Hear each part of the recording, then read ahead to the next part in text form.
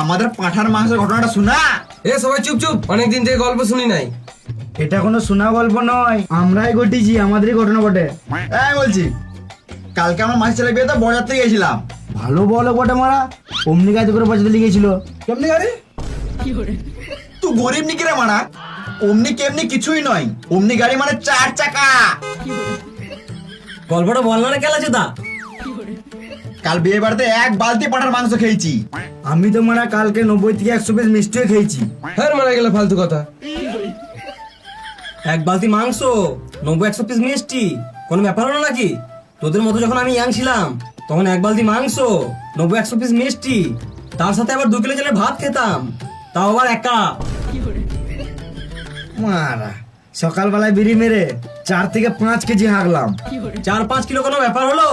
তোদের মতো বয়সে যখন ছিলাম তখন 10-12 কিলো করে হাঁকতাম। দাদু এটা একটু বেশি হয়ে গেল।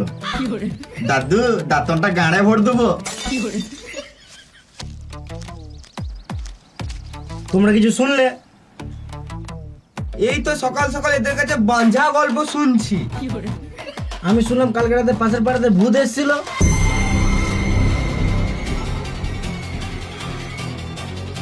ভূত বলে কিছু হয় না মারা।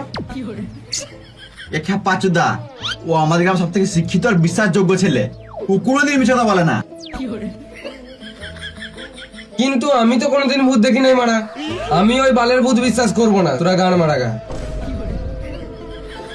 দেখ, যখন ও মিথ্যে কথা বলে না তখন ব্যাপারটা ভালো করে দেখতে হবে। আর একটা কথা মনে রাখবি, যখন কিছু রটে তখন কিচ্ছু তো বটে। তাহলে দাদু কি করবো কিছু বলো? এই ব্যাপারটা এখন কোথাও ছড়ালে হবে না, আমি ব্যাপারটা খইলি ভালো করে। এক কাজ কর, এখানে যতজন আছিস সবাই রাতে বেলায় আয়। আমাকে রাতে আসতে হবে? কেন তো রাতবেলা বাল ছিড়বি নাকি? না, আমার রাতে একটু ইম্পর্টেন্ট কাজ ছিল তো। আমিও আসবো। হ্যাঁ, চলে আসবি। দাদু দাতুনটা ঘুষতে ঘুষতে খেয়ে নিল তো রে মারা।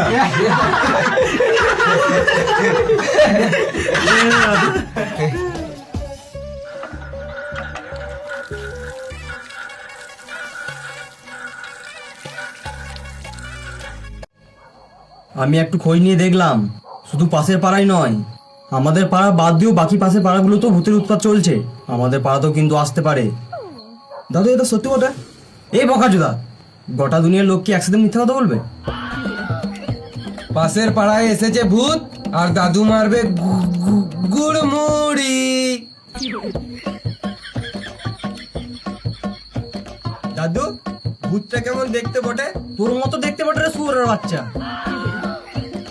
তাহলে তো আমরা ডেলি ভূত দেখছি। তোর মতো যখন আমি ইয়াং ছিলাম তখন একবার ভূত দেখেছিলাম। হ্যাঁ মারা, দাদু বোকাচোদা বানাচ্ছে, ভূত টুত কিছু হয়ই না। বেশ, শ্মশানে আমি একটা লাল কাপড় রেখে আসবো, তোর গাড়ি যদি দম থাকে তাহলে ওই কাপড়টা নিয়ে আসবি, দেখবো তো। ও পারবে না, ওর ভয় গাড় পেটে গেছে, গাড়টা পুলুক পুলুক করছে। তোদেরকে একটা কথা বলি শোন, যখন আমি ইয়াং ছিলাম তখন দাদু কেমন ছিল? এখনো ঢেমনে আছি, তোর বউটাকে পাঠাস সালো। আমি আগে প্রচুর মাছ ধরতাম, রাত দিন মানি নাই, গাড় ফাটিয়ে মাছ ধরেছি। আমার ভূতের ভয় ছিল না। একদিন আমার মাছ ধরতে গিয়ে দেখছি জলটা খবর করে নড়ছে। আমার তো মারা ভয়ে ঘাটটা শুকিয়ে গেল। ঘাটটা শুকিয়ে গেল, কিন্তু তারপরেও আমি এগিয়ে গেলাম। তারপরেও আমার ফুলি ফুলি গাড় কাঁপছিল। ওই ভূতটা তো কিছুই ছিল না। এখন যে ভূতটা আছে না, সেটার নাম হলো স্প্রিং ভূত।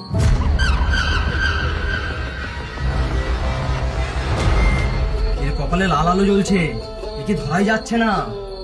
আলোটা এখনই এখানে আছে, আবার এখনই লাফিয়ে অন্য জায়গায় চলে গেছে।